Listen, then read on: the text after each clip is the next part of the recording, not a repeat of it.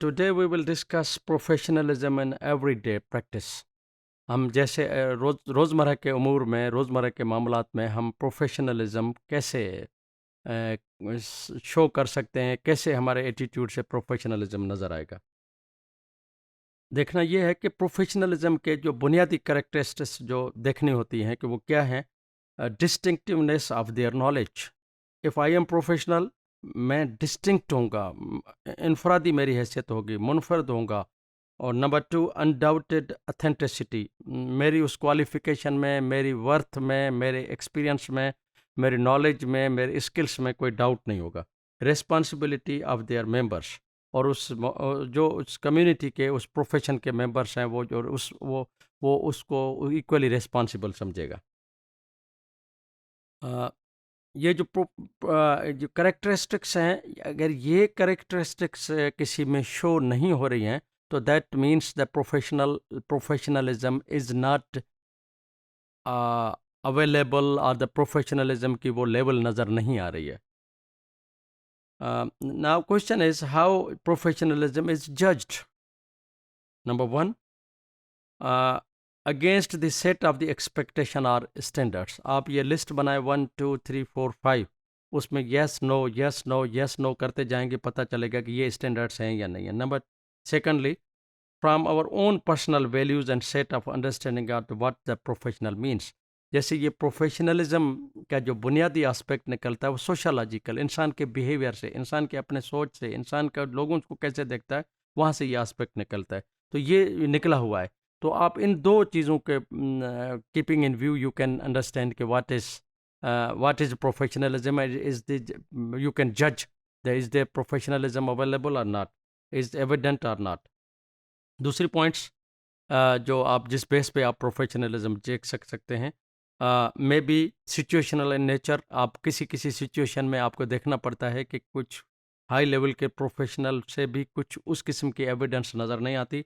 Strongly influenced by the culture, through our own image. हम कैसे देखते हैं किस चीज़ों को, जिस तरीके से आप किसी को परफेक्ट प्रोफेशनल समझते हैं, may not be necessarily the other one is thinking in the similar way. The communication, कैसे आपकी एक दूसरे उनसे कैसे कम्युनिकेशन हो रही है, उस पे आप करते हैं। कॉम्पिटेंस, डिमेनर। एक्सपेक्टेशंस क्या हैं? Expectations of professional team members, और जिस आप कम्युनिटी के मेंबर हैं उस क्या है? Functional trust. आप जो अमूर में, जो जिसमें आप काम कर रहे हैं, जिस अमल में आप हैं, उसमें ट्रस्ट नज़र आए। म्यूचुअल रिस्पेक्ट, आप एक दूसरे की इज़्ज़त करें। ओपन कम्युनिकेशन, यानी जो भी चीज़ हो स्ट्रेट वे हो, बात हो। फंक्शनल ट्रस्ट क्या है? फंक्शनल ट्रस्ट में आप all people have equal need for the respect. ये बताना समझे कि if I am professional and my clients are simple people and the lower qualified people, और माई स्टूडेंट्स, जो मैं मिसाल हम दे के शागिर्द को आप ये ना समझें कि जी मेरे शागिर्द हैं, मैं इल्म में ऊपर हूँ, दर्जे में ऊपर हूँ, स्टेटस में ऊपर हूँ, माशरे में मेरी इज़्ज़त है, तो वो उसको इज़्ज़त नहीं। बुनियादी तरह म्यूचुअल फंक्शनल ट्रस्ट एक प्रोफेशनल के लिए, प्रोफेशनलिज्म के लिए बहुत ज़रूरी है। Respect to the best foundations for healthy personal relations, and each team members is equally important. में आप टीचर्स में आप सीनियर हैं या जूनियर हैं, जिस आप टीम में काम कर रहे हैं तो सबकी बराबर इज्जत है। Each team members work is equally important. Mutual respect, आप एक दूसरे को इज्जत करें, और आप उन्हीं बेसिस पे आप एक दूसरे से तल्क जब होगा तो आपका एक दूसरे को इज़्ज़त मिलेगी। यही अगर फाउंडेशन होगे तो। Open communication, team members talk to each other about issues directly. ये नहीं है कि आप एक चैनल इस्तेमाल करें, दूसरे चैनल। प्रोफेशन में आप एक टीम में, मसलन आप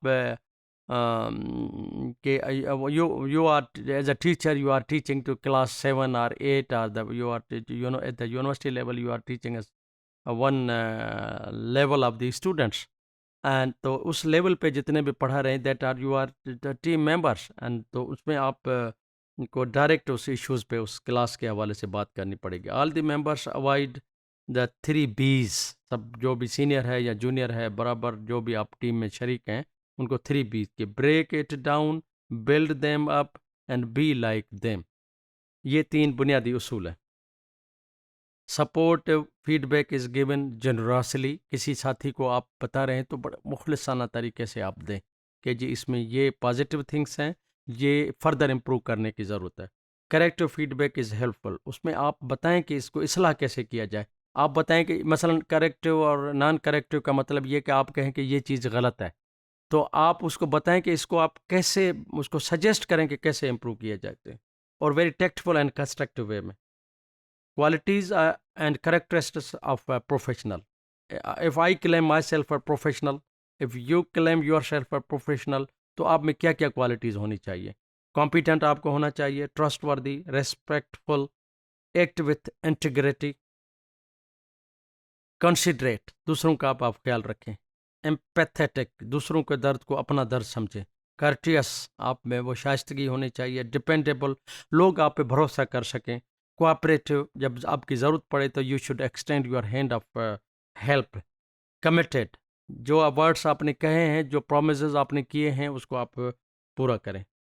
دا پروفیشنل کو بنیادی طرح دیکھا جائے کہ اس میں اور کیا کیا چیزیں ہو سکتی ہیں. Provide service to the society, ایک پروفیشنل ہے.